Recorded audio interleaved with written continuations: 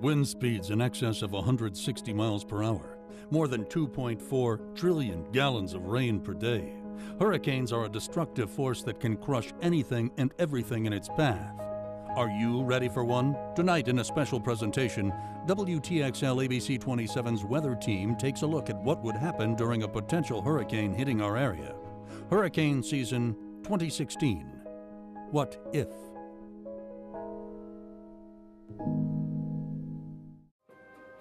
Born from a tropical disturbance, it grows in strength as it approaches, gathering speed, spiraling, intensifying. The power and fury of a hurricane is unmatched in nature.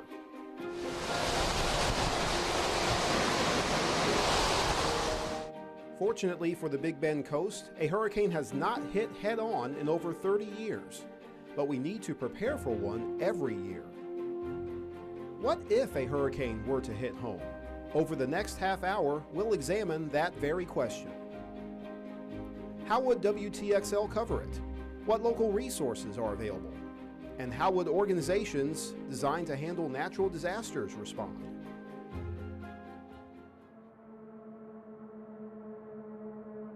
We monitor the open Atlantic Basin waters days before any local threat is determined with our Tropics Watch briefing in every newscast. A suspicious disturbance appears to grow in the warm ocean and organizes into a tropical depression. The National Hurricane Center releases strength and path forecasts every 6 hours. It strengthens further using the heat from the ocean waters as its fuel. It becomes a tropical storm and is given a name. The forecast trends indicate that the warm Gulf waters may be a target for its future movement. A wide variety of forecast data is available at our disposal. We use these models along with our own knowledge of tropical weather as guidance in our forecasting efforts. The pattern eventually leads the tropical storm into the southeastern Gulf, where it grows into a Category 1 hurricane. The outlook narrows its forecast path over the eastern Gulf. The Panhandle and Big Bend are within the hurricane's forecast cone of possible movement. It becomes slightly clearer that the hurricane may give our region greater issues. The Tropical Storm Watch is issued for the coastal sections of the viewing area, meaning tropical storm conditions may be experienced in the watch zone within 48 hours. The storm team starts continuous staffing in the studio. We keep you informed with the latest information on our social media outlets and start periodic live forecast updates throughout our television channels and our mobile app. We also keep our Weather Now channel fresh with the latest storm forecast and frequent live updates. Our news team is active in studio and out in the field, dedicated to gathering storm information from emergency management and law enforcement, even in times of danger. As the hurricane keeps its focus on the northeastern Gulf, the danger increases for the Big Bend. The Tropical Storm Watch is upgraded to a hurricane watch, then a hurricane warning. The warning means hurricane conditions are expected within 36 hours and also includes some inland counties. In the meantime, we crunch numbers, analyze new weather data, check observations, and hope for the best. In advance of a potential direct landfall, we increase our coverage and information streams. The Storm Team Weather Center becomes my temporary home as I diligently track the approaching storm with help from the remaining meteorologists and forecasters on the team.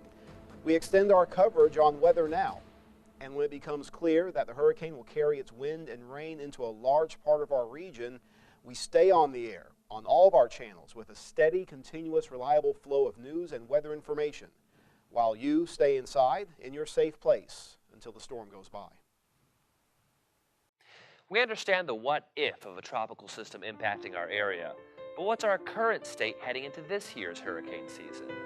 The Big Bend has received about 3 to 5 inches more rainfall than average this year, with higher totals in southwest Georgia and in the Florida Panhandle. And that's wreaked havoc on our local rivers. In early January, the Apalachicola River had its 6th highest crest on record, and the Flint River in Bainbridge had its 11th highest crest ever. Because the ground can't handle any more heavy rain without flooding, hydrologists say the worst-case scenario this year is a slow-moving tropical system like Debbie back in 2012. Debbie came in a situation where the grounds were relatively dry. You bring a storm like that into North Florida this time of year, early June, early July, when we're still relatively wet, the flooding can be quite significant. Ahead, we show how community organizations rally together before tropical mayhem strikes and how teamwork is crucial in rebuilding afterwards.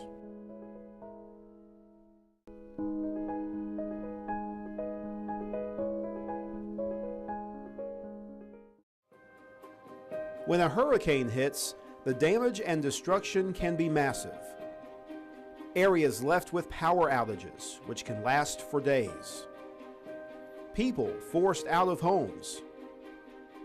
Food supplies cut short. There are organizations that respond quickly when a natural disaster occurs. Their speed to aid can be the difference between life and death.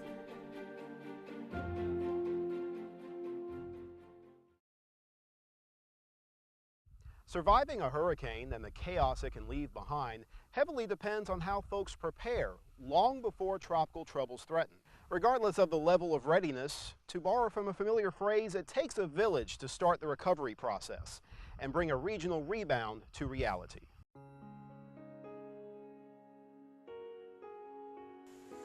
The fear that I felt that we were going to die is overpowering. It's really... And to see the devastation out there, and to see the people, and to see how sad everyone was, and how desperate. When the people saw the Red Cross coming or heard about the Red Cross being in town, you could see that there was some relief in their face. You could see that finally somebody's coming to help them. Whether it's in the Northeast with Hurricane Sandy, or another ferocious storm lashing out at our region, a troop of individuals and organizations rushes in to assist in the aftermath. We actually partner with a lot of the different agencies. Our number one partners are probably our government agencies, our emergency management. The American Red Cross is a familiar player in storm response work. They are the organization most people know and hear about in a natural disaster situation, but the labor is shared in many ways. We're part of the public safety complex here, so they're our next door neighbors, and we keep in contact with them almost on a daily basis about what's going on in the community, whether there's any weather-related issues or other events going on. In preparation for hurricane season, the partnership increases and ramps up. Much of the work is performed by people who give their time without expecting a monetary payback. There would not be a Red Cross if there wasn't volunteers. They comprise 90% of our workforce. So volunteers are who we are. But if you get on a disaster relief operation, there's 50 or more different opportunities and ways that you can participate in it, whether you're doing sheltering, whether you're driving our emergency response vehicle and handing out meals, whether you're doing disaster assessment. There's just a whole lot of different opportunities. There isn't a one-size-fits-all approach to immediate storm response, but these organizations do their best to adapt to any situation the tropical season may try to present. We had the first annual Disaster Institute here at our chapter, and it was a region-wide institute. And what we did is we acted like it was a disaster relief operation. And so we utilized our partners. We utilized the Baptist Relief, Disaster Relief. They cooked all of our meals for us. Our National Guard, our staff and volunteers sheltered there. With the help of organizations like the Red Cross, those in need have hope. We needed that assistance. We needed that hope to come in, that light, to see the light at the end of the tunnel.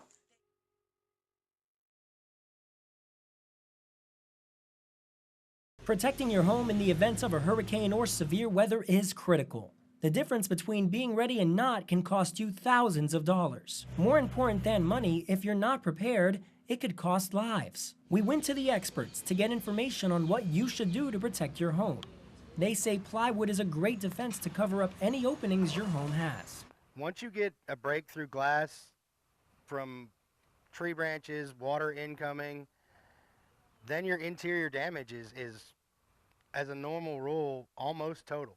Half-an-inch thickness of plywood can provide flexibility and sturdiness. Ideally, on your average half-inch sheet of plywood, you're looking at roughly $26 or more for pressure-treated wood. That $26 piece of wood could save you hundreds or even thousands of dollars in damages. A single sheet of plywood can protect up to 2 or even 3 windows. When you are trying to figure out what size of wood you'll need, experts say measure your windows twice. Then add a ½ inch of room to all of its dimensions. And if you can't cut it yourself, ask your local hardware store to see if they can do it for you. A house or home is a huge investment for most people, and you really need to protect it. And after a storm hits, make sure you store the wood someplace safe for reuse, or as a template to cut more plywood for future protection. If the worst were to happen, the first thing people would want to know is, are you okay? And within the last few years, social media has become a powerful resource to update loved ones. If there's one person who knows the power of the internet to notify their community, it's Dave Bujak, the emergency manager at Florida State University. He's seen social media evolve and be a point of reference for many when disaster strikes. People want to know, how is my family, how are my friends, and they want to know now. In the fall of 2014, Facebook released Safety Check. If you're near the point of impact of a disaster, like a hurricane, Facebook will notify you asking if you're okay. You can then tap the I'm Safe button, which will notify your Facebook community. If nothing else, that helps reassure your family and friends that, okay, they're at least alive, they're safe, they have a plan.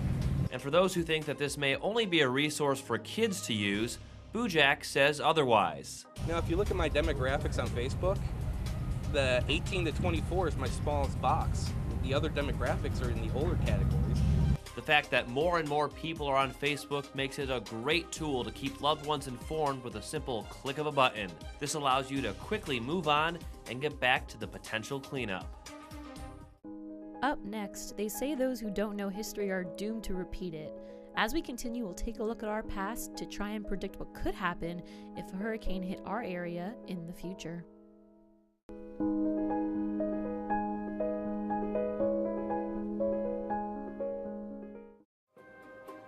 As history shows us, we are always prone to have it repeated.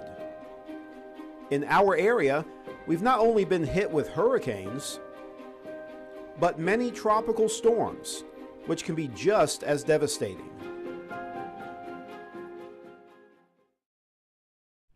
Port Leon was an up-and-coming town back in the early 1840s. Ships came ashore with various goods, which were then transported to Tallahassee by train. But on September 13th, 1843, a violent hurricane hit the small town head-on. Local historian Joe Konech says the hurricane was so strong, it washed out the railroad bridge crossing the St. Marks River. That bridge wound up on the Wakulla River. It basically lifted the bridge up, carried it all the way up the Wakulla River. Behind me is the St. Marks River. About a half-mile down is where Port Leon used to reside. It's a place you can't even get to by car. That's because it was wiped off the map. 10-foot storm surges coupled with 80-mile-per-hour winds were no match for the town. So as a result, the hurricane had a great deal to do with, of course, the demise of Port Leon. It fell apart. Nothing was ever rebuilt there. 10-foot storm surges wouldn't return until Hurricane Dennis struck the Florida Panhandle in July 2005. Hurricanes don't need to strike directly to cause major damage. Take, for instance, Hurricane Dennis set back in 2005, further away than Hurricane Kate in the 1980s, but causing significantly higher storm surge. We were pretty well prepared for it. We just weren't ready for the extra 2 or 3 feet that we got. Dennis's abnormal storm surges were influenced by the winds blowing around the large system. It turned out to be the highest tide that anybody in St. Marks alive has ever seen. There was no rain, very, very mild wind. It was just water, just kept coming. The city of St. Marks had over 20 permits to redo homes after the massive surge. Even the St. Marks Refuge wasn't spared. Dennis came in with a weird storm surge where it filled the marsh and literally came over the levees and filled up all of our man-made pools with salt water. Refuge Ranger Robin Will says that if you drive down the road toward the lighthouse, the dead trees you see were killed due to the flooding caused by Dennis. Massive damage can occur far from the dangerous eye wall of a major hurricane. And experiences like Dennis help keep coastal residents aware and ready. Our biggest concern is that we will one day be hit by a hurricane, actually hit by a hurricane, which we haven't been since I've lived in Florida.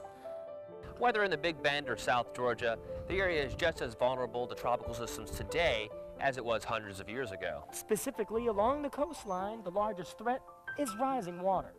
The Big Bend coast is unique in the way that it is shaped. It is concave, meaning that it curves inward. While the shape allows for a variety of different tide times from west to east, inside this bend there lies a particular threat with its geography.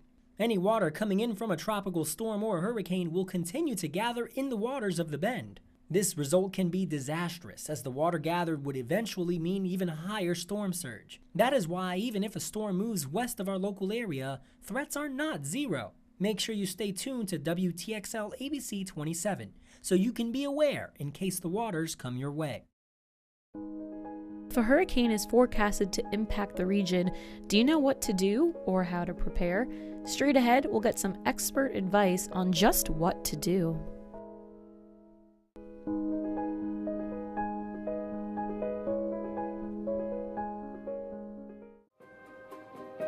After a hurricane has blown through an area, its power is self-evident. How one recovers from a tropical system begins with how one prepares.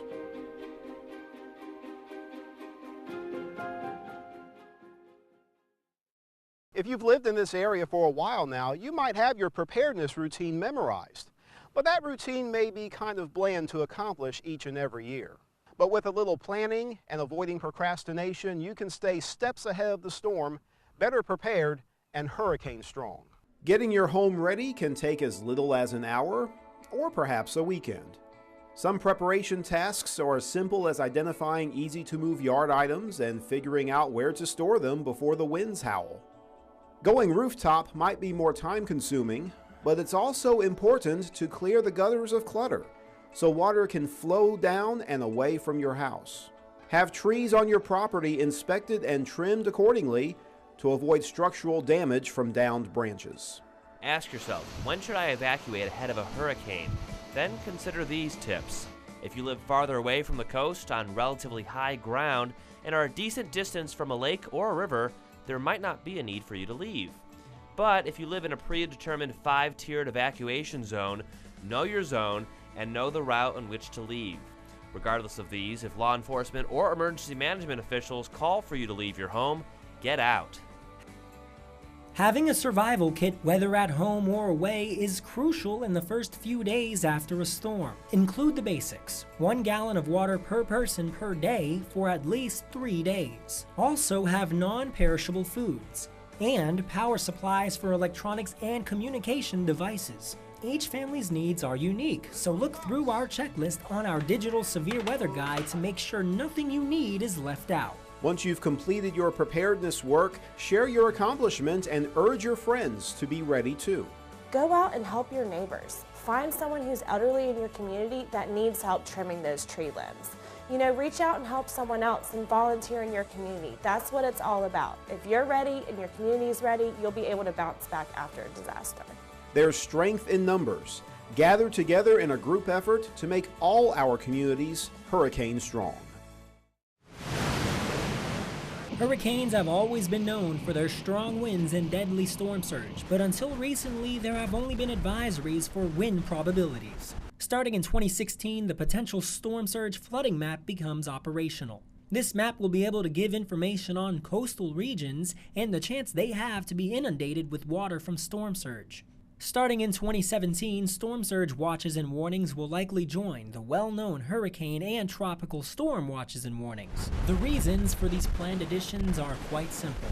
Storm surge is normally the largest threat to life and property when a tropical cyclone threatens. As shown with Hurricane Dennis in 2005, these surges can occur far from where the strongest winds are located. It is imperative that anyone along the coast should know the threats they face, whether it be by wind or by water. When we return, thoughts and tidbits from the storm team for you to remember and consider as we enter the long hurricane season.